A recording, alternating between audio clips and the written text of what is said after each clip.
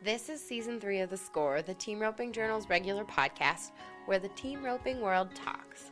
We've told the stories of some of the greatest cowboys, horses, and moments in the sport, and we're so far from done.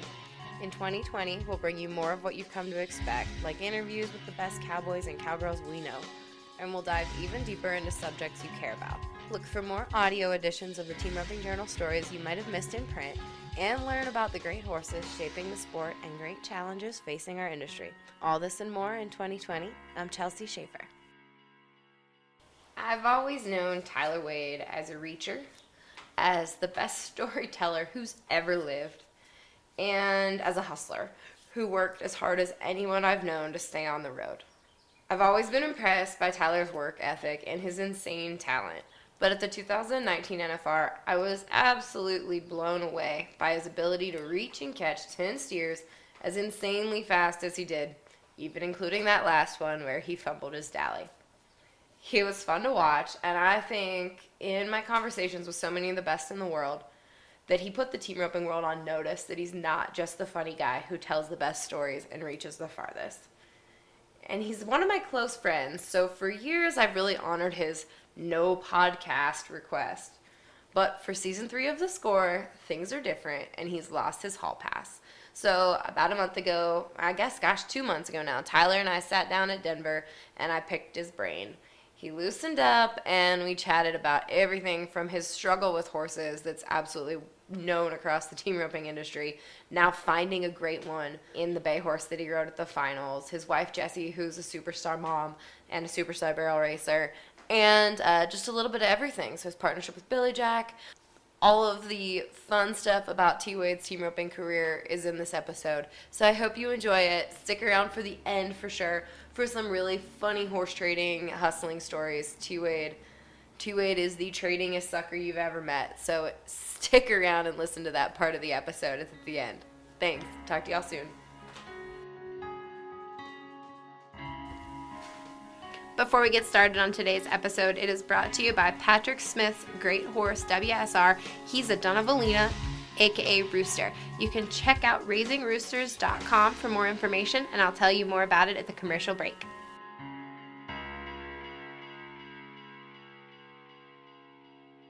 Here we go. Losing. Why do I always lose? Why do you always lose? This is the long-awaited interview with Tyler Wade. You finally got me. Finally got you cornered. You have nowhere else to go. That's not true. I've had you where we could have done it many a time. You tricked me that one time and called me. I did. That was just short though. Yeah, with them. But I'm glad that you answer at least when I call. I appreciate that. Yeah, no problem. Okay.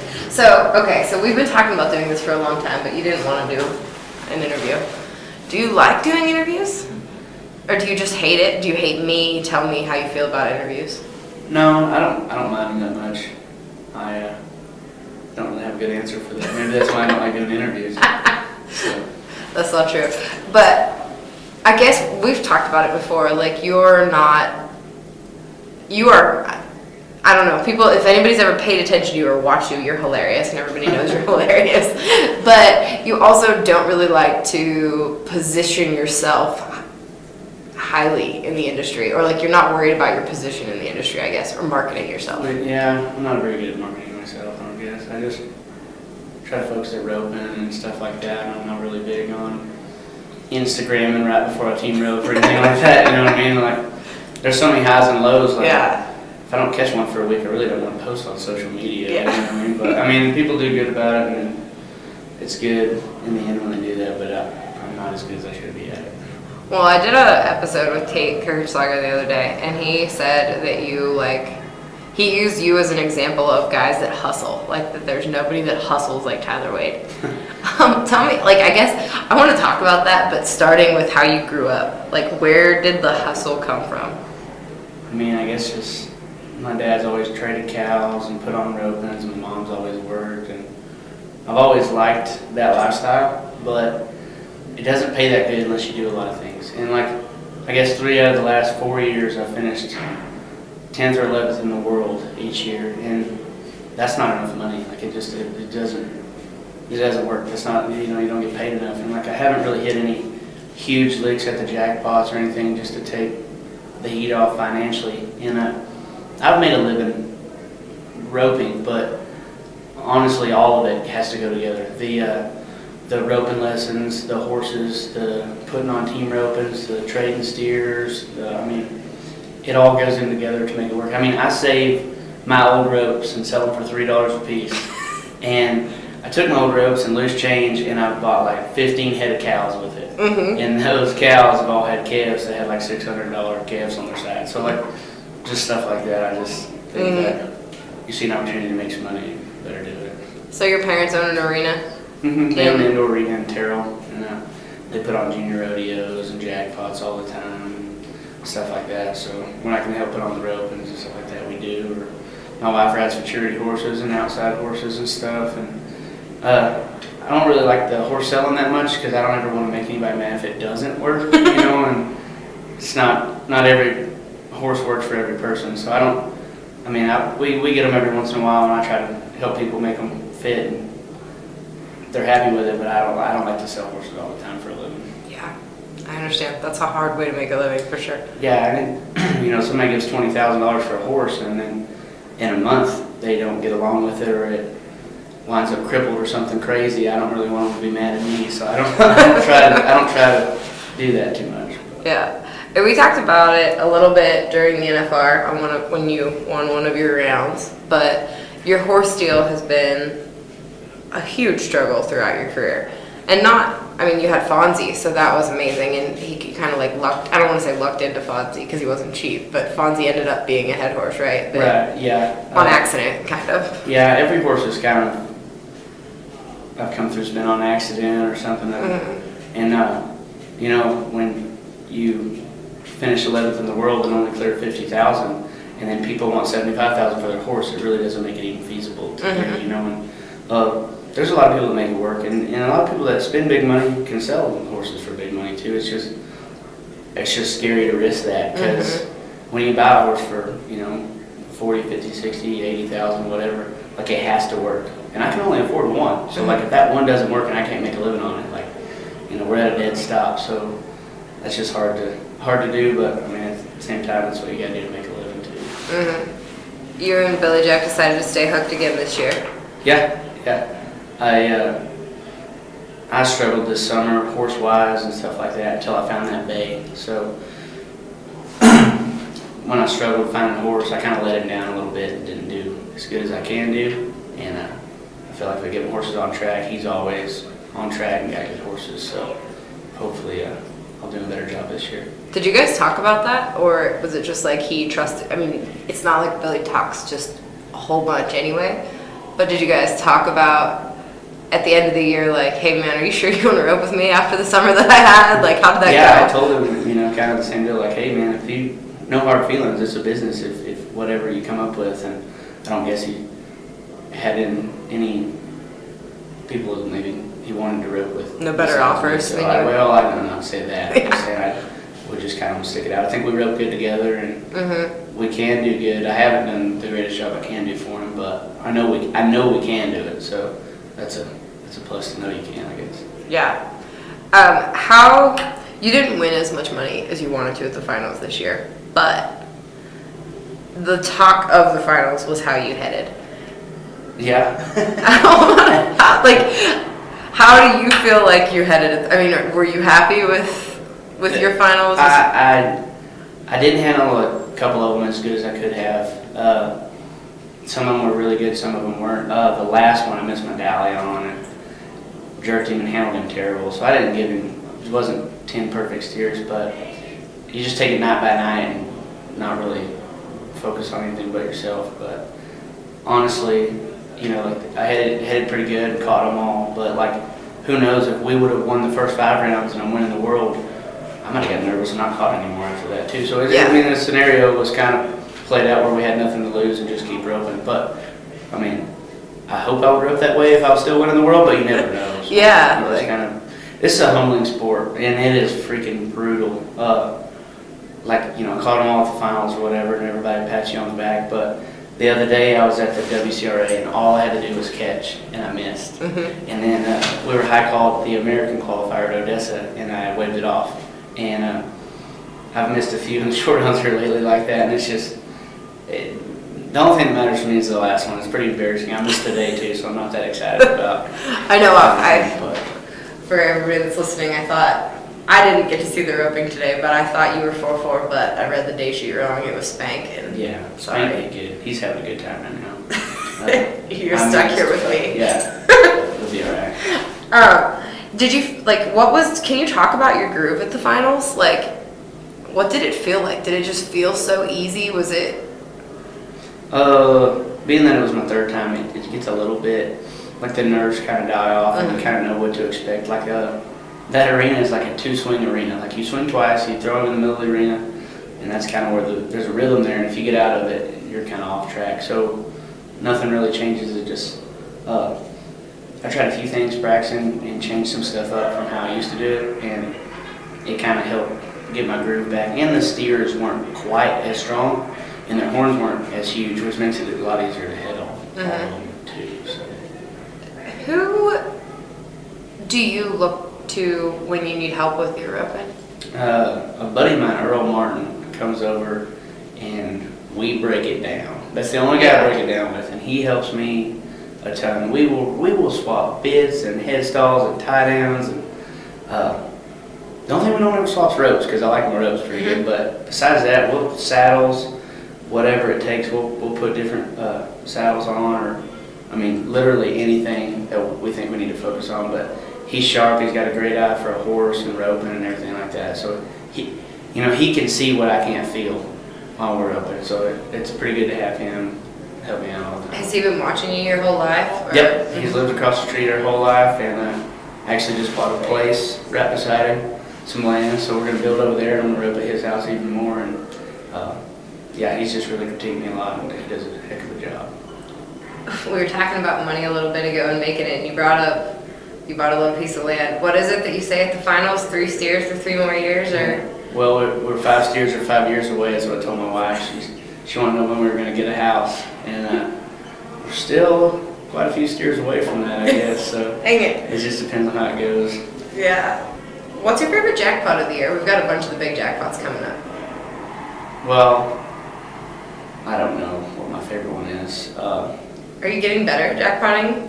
I sometimes think I'm getting better, and then I miss in the high call, and then I realize maybe I'm getting worse. I don't know. It's so humbling. It's hard to say. This sport's brutal. Yeah. And like as soon as you think you're good and your horses are good, you figure it out. And the next week, all you do is catch for 5,000 and you miss. And like that's put some strain on things and stuff. So I don't say I'm better. I mean, it just sometimes you're really good, sometimes you're not, I guess. But you just kind of got to ride that wave and just kind of be pretty level-headed about it. Tell me about partnerships, because they are challenging in professional rodeo, and we know Billy's pretty easygoing and pretty laid back. You've had some fun ones over the years, right? Oh yeah, we've had some that was more fun than we needed, I think. I think so. Kenny was a riot. Yeah. What is he doing these days? Kenny is raising kids and junior rodeoing and moving cows. I'm not real sure. He's hard to get a hold of now. He is hard to get a hold of. So who knows what he's doing? But right. Yeah. I'm sure he's having fun, whatever that is. And Night Riders. Yeah. Just as fun as can be. He's still having fun. Yeah. I talk to him all the time on the phone, and yeah, he's been roping pretty good here lately. So hopefully they gets a partner and gets back after it. Yeah, for sure. All right, tell me, your horses, you said a lot of them have been by accident. Most of them have been by accident. Yeah. Bloodlines, though, any preference whatsoever, or do you not even look at the papers? Or No, I don't really care. The papers are just a good indication of their age, I guess you could say, for me. And I mean, a lot of people are different. Joseph knows every horse and every stud and every mare and all that, and like that's kind of how his deal. And mine's just confirmation-wise is big, making sure they're big enough, stout enough, fast enough, good-minded enough, all of it, to hold up and all that. But a lot of the horses I found was just kind of by accident, and I mean, sometimes you got to buy an older horse to get by on for a while and lose a little bit of money when you sell him. But the way I look at it, if I buy a horse for $10,000 and I ride him for 2 years and I get $5,000 for him, when I'm done. And that time, you know, it's only a couple $100s a month at least on a pretty good horse that you have a chance on a lot, and that's the way I look at it. And you know, I can't afford to buy one for 60 and then sell it for 20 next year either. But that being said, if you can kind of make it feasible and work, and it just depends on, you know, vet checks and if they last, and if you don't like him, can you sell him for what you paid for him, and that kind of deal, you know. So it's I mean, it's just tough. You kind of got to be sharp with it. And I know that I have tried. I got 86 horses in the last year and 9 months. So that's a lot of horses. That's a lot of horses. I think I bought 4. Yeah. So, and I think I sold 3 of them. So, yeah, and you've got some or you've looked at some really expensive horses. Yeah. Too. Yeah, and if they cost more than my best one does and doesn't feel half as good, it's probably not feasible to buy that horse. But, yeah. You always got to try them. Never know when one's going to work out and fit you really good. So. Yeah, the prices of horses, people are very proud of their horses these days, and you can get it to a World Series guy. Yeah, I don't blame them at all for wanting $30,000 for their horse, because they can win more at the World Series than we can win. But it's kind of ruined the good scoring head horses, and going and finding one for $15,000 and making the NFR on the next year is pretty hard to come across. I just did an interview with Sherwood, and he said the same thing. Like, you can't duck off and find one in the backwoods that somebody's been going to some jackpots on, because they don't score anymore. No, those kinds, No, and nobody even wants to score. So if their horse scores are kind of no good for the World Series driven, so it's tough to make it work for us for sure. Yeah. So your bay horse that you rode at the NFR that you ride now, you had to work on your scoring quite a bit with him to get him right. Yeah, he was a little bit different. He would score good, but he would get a little bit nervous, and he wouldn't ride forward. Like he would squat or pull a leg somewhere or turn his head in. Like he was either that or he ran out. There was no walking and relaxing and all that. He's gotten better, and that horse wants to do whatever you tell him, but he's so athletic and quick-footed. He's kind of hard to ride. Like you can't. He's not as easy just to rope the steer on like some horses I had, but he is the most athletic and one of the funnest horses I've had too. Was your neighbor that lived across the street from you who taught you how to score, like who you worked on your scoring with, or who? I don't know if anybody necessarily. My dad, taught me how to rope, and then like I just wanted it so bad. I don't know if anybody taught me any certain thing, but like I guess we critiqued it a lot. Like he was kind of worried about where my left hand was to score a little bit better, and then where my swing is to do that a little bit better, and if my feet are moving to ride, and I want to use everybody's best qualities to try to bring into myself. Like I think I like the way Clay Smith heads and the way he rides his horse. I think Luke Brown throws great head loops that like are big and open, and he always seems to catch, and Drigger's horses never seem to duck. He rides pretty straight and square in the saddle and stuff like that. So I try to critique all the little things I think they do good to work for me. Dustin Squeeza, he starts his swing perfect and flat, and then he's fast. And like I tried to get my swing a little closer to how he does it too. I don't tell them that. I'm telling them they did a good job ever. Now you just did. I'm not telling them they did a good job, but I do look. I do watch them and pay attention and try to. Yeah. When Patrick Smith bought WSR He's a Donavolina, anyone who cares about breeding, raising, training, and riding great horses took notice.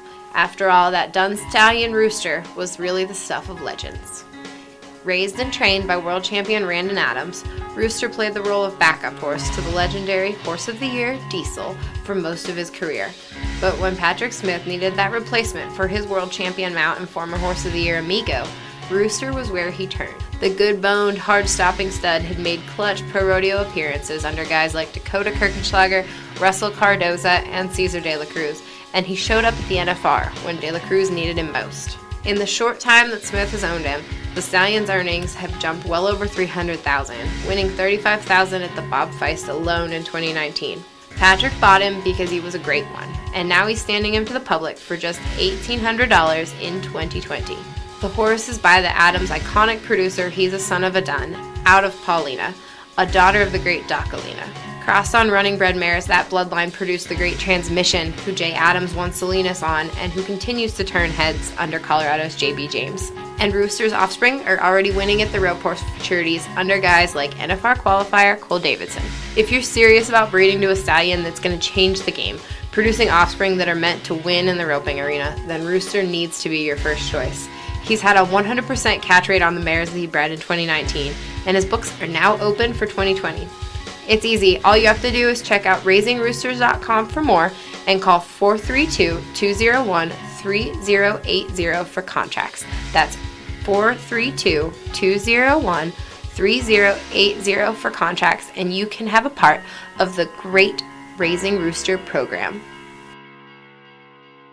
Is there anybody that you like how they score? Like, I mean, there's so many different styles. Honestly, there's so many different styles, and sometimes it doesn't look very good, but it seems to work and keep working, you know, for guys. I'm not gonna say any guys' names, but like it looks terrible, and then all of a sudden, like all of their horses score, and they, you know, they're all doing stuff good. And I mean, if you're gonna pick one, obviously Trevor Brazil, but like that's perfection, and that's hard to do. So, like sometimes we can do it practicing, and I can make it perfect practicing. And honestly, when you're at the rodeo and you nod, you lose about half of what you learned. So you just try to build muscle memory and make it work. But, Yeah, for sure. my horse isn't going to score perfect every time because my left hand's not going to be perfect every time. The steer's not going to be perfect. Trevor, he's amazing at it, and he goes through some horses to do it. And I don't know what he does so different, but he's good at it. So.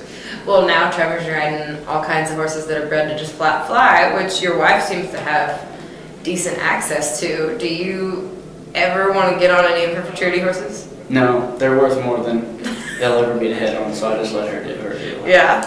They're big shuckers. She's so handy, your wife. Yeah, she rides so quiet and relaxed, and just, it's funny watching her because she will, you know, I don't really tell her how to do anything or anything. Sometimes we critique, like, maybe riding a little harder and stuff than she likes to do, but like, if she took 5 2-year-olds around the barrels in 3 months, every horse will have the same exact pattern. Just a perfect pattern, and their feet are in the same spot. And it's pretty impressive to see her do that because, you know, having consistency is hard to find. You know, I'm very inconsistent when it comes to that kind of stuff because I'll change spots from where I rope them and all that. She does a pretty dang good job of it. Do you guys have a plan for, like, right now, this is going to sound like a jerk thing to say, it's like all about you right now. Right now you're so broke, but... No, God, no. No. You can live in my basement or something. But, do you guys have a plan for Jessie running barrels, rodeoing? Like, she's always got a futurity horse or two, you know, like, what's the plan yeah, for I think it kind of goes the same way with team roping horses. Like, if 2 horses go down, we can't afford just to go buy 2 more. You know, we're about to take a break and kind of figure some stuff out and do whatever it needs to do. So, but I think the same thing in the barrel racing. You know, they're worth so much money, and people are willing to spend so much money on them that, like, she trains one, and if we have one go our way that she could maybe win on, I'd love to see her out here doing it. And so it's hard to find that special horse like you know, a lot of these girls have out here to make it work. So, but yeah, when the horse comes, or, you know, financially stable or whatever, we're gonna hopefully both get after it, sponsor wise, whatever comes our way to make it both work for us to go together all the time. But Jessie's busy being an amazing mother right now. Yeah, she pays the bills, and then I do whatever the heck I'm doing. So how hard is it to be away from them now? You're getting older, kind of seeing what the old guys used to say about hating traveling. Oh, I'm over it. I haven't seen him in a day and a half, and like when we were up tonight at 8, I'm gonna be home at 9 in the morning. We're just gonna go ahead and drive the whole way home. So no, it sucks. I don't like it at all, and it's been bad. You know, it's hard to afford to go just together. You know, because it's more stalls, it's more shavings, it's more food, it's, you know, it's more diesel, everything. So, you know, you wear and tear on the rig because you're taking the whole time. Like, it's hard to do. It's worth it in the end if you can afford to do it. And but it's fun to have them out there too. Except like my little boy, we'll get somewhere at 1 in the morning, and he'll decide we're just gonna play for a little while. Yeah, you know, that's the worst. Yeah, so it's kind of, we're on his time then, so that's pretty hard to make work. But. Yeah. All right, I have to ask you. I don't know if you can tell me the truth or not. What's the craziest thing you've ever traded? Oh man, And how much did you make on it? I don't even know where to start. The craziest I ever traded. I traded 2 horses that weren't broke and 2 steers and a zebu for a gray pony and a 30-year-old roan head horse. Because I was so sick of the zebu and the horses that we had to load the horses like bucking horses to get them in the chute. Yeah, that's how you do it. And I traded all that for 2 ponies, and I roped on them at the house that night. And a guy said, I said, man, I want to sell this stuff. I want to sell it today.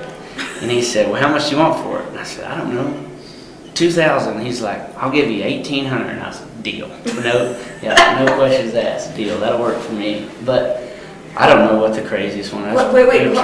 You just like casually dropped a zebu. Like, where did you come upon one? On Craigslist, this lady had a zebu for like $120, and it was like right down the road. So in the whole horse deal, I guess the 2 horses, they cost like $75 a piece, and then $120 for the zebu, and then I sold it all for $1,800 in like maybe 8 hours total. And I don't know how I wound up doing all that, but we've done some crazy stuff like that before.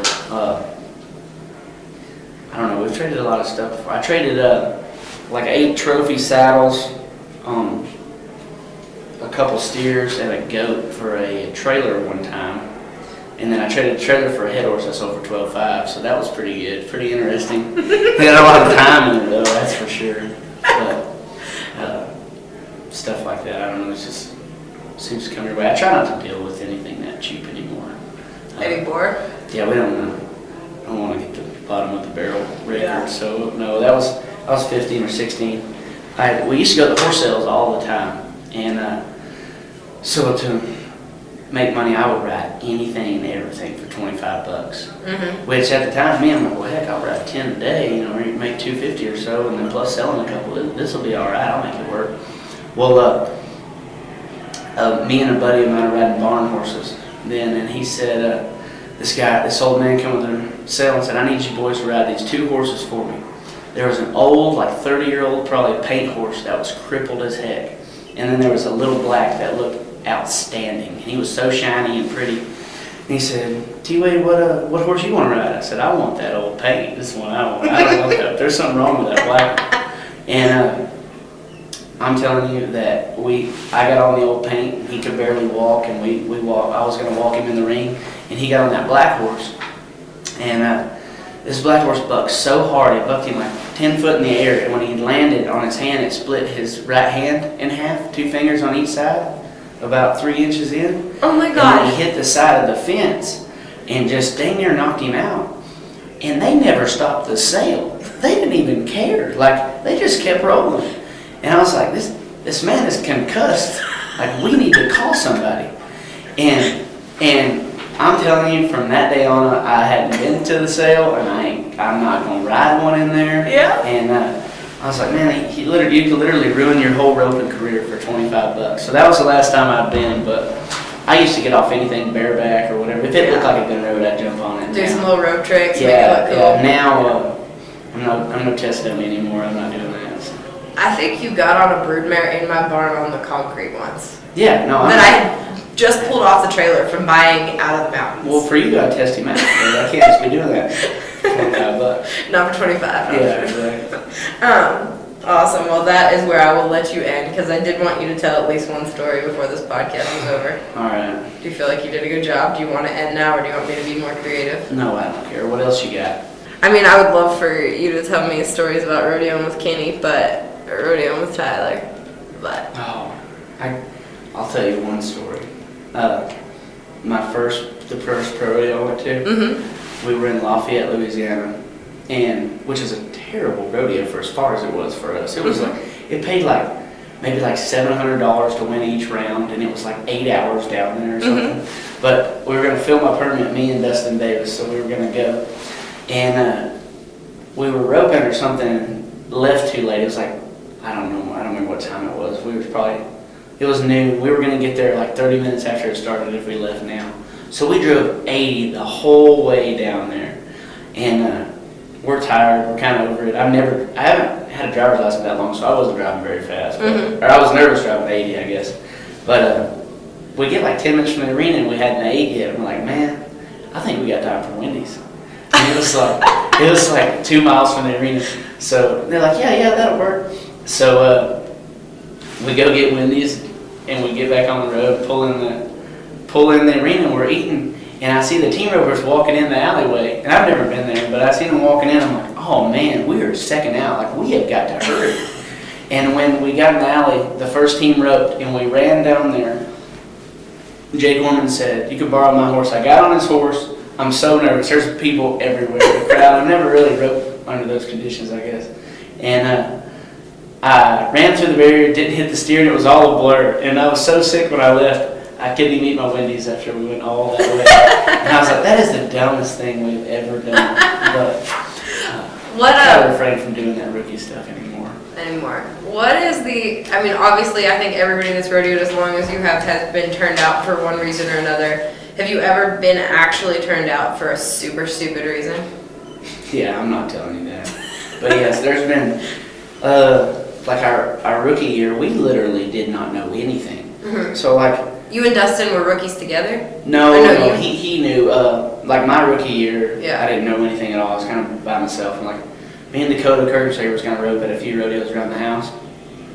Well, he decides he can't make it, and I'm like, all right, no big deal. And I don't enter or nothing. I had no clue. Mm-hmm. Well, this was my rookie year, and I missed the finals by like 4,000. Mm-hmm. Right? So you were rookie of the year, right? Yeah, mm-hmm. And I missed the finals by 4,000. And I remember we were in Jacksonville, Texas. And I counted it, and I only paid like $1,100, and I still counted it because I didn't know. I didn't know if I was going to be rodeoing or what. And I remember Dakota said he couldn't make it, so I said, hey, don't worry about it. I'll just see you at the jackpot tomorrow. He said, okay. Well, I'm there with Dustin and Kenny because they're roping. Well, I'm sitting in the head box watching them rope in my T-shirt, and they called my name out and turned my steer out. And Dakota turned himself out, but they still drew me a steer, and that counted as one of the rodeos I went to. So that happened to like 6 rodeos, I think, that all in like 1 or 2 weekends. I didn't have a clue. I didn't know nothing. There's a little more to it. I needed a little more guidance than I had. But after that, Dustin and Kenny kind of took the reins and was like, all right, stupid. The responsible parties. Yeah, all right, stupid. We're going to have to do better than that. But we've done some dumb stuff like that. But mm-hmm. now we're in take care of business and rarely have any problems, I guess. But okay, the worst you've ever missed one. I mean, obviously that one in Lafayette, Louisiana doesn't sound like it was a great time. But like, was there one that like, if you blown your spoke, or obviously everybody's done that, right? Oh yeah, I've done a lot of stupid stuff. But honestly, when like if a lot of people like, if they're so far away, they won't throw, and I'm going to throw regardless. Mm-hmm. Because there's been times where they're like, wow, how did he catch him? And there's been a lot of times that said, wow, why did he do that? But at the same time, like, if it's a one-header, I'm going to throw somewhere around making it work or not. And Dakota Kurtzler's little girl, she calls me Gator. Mm-hmm. We were at a rodeo one time, and I come out, and the wind was blowing, and I tried to reach, and I missed. And she walked to the ring and she said, Gator, you didn't even hit that one. I know, bro, and I didn't do it. And she was pretty fun to be with, too. We went to Cody, Wyoming, and Dakota missed that one for me. And she said, Dad missed. He's going to be really upset. Me and Mom are going to ride the trailer. Tori cut his fingers off, and Elise loves, to this day, she'll say, like, Daddy was just trying to go too fast. Daddy shouldn't try to win. Yeah, Dad needs to slow down and think first. Yeah, Daddy shouldn't try to win. So you're very close to that point of your parenting career where he's going to start to have opinions about your roping. Yeah, he's getting where he's talking a little bit, so it won't be a matter of time for him doing something wrong, I'm sure. Does he like to sit on his pony? Yep, he likes his pony. He likes to ride. He loves the goats. He's got a pet goat and a couple others he likes to chase, and he's got a rabbit, and we got it all for him anyways. But he was, I had a rope, and I was dragging him around his rocking chair the other day, or rocking horse. I was dragging him around in a big circle, and he fell off. and I thought he was going to start crying, and he laughed and got back on him. I was like, I've never been so proud in my life. He actually wanted to get back on after he got back off. So. For sure. But I feel like that stage, I don't know, for me, that stage ended though. She used to laugh when she fell. Now she's mad. Now it's a big deal. Now she's mad and furious. Hit Tonto. Oh man. All right. Well, before we get to talking about me, I will let you go. So thank you. All right. Thanks for having me. Thanks.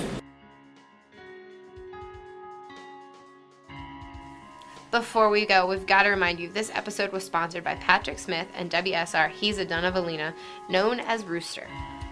Rooster is standing in 2020 for $1,800. That's a smoking deal when you're talking about creating some of the greatest rope horses in the sport. So check him out at raisingroosters.com and call 432-201-3080 for your contracts.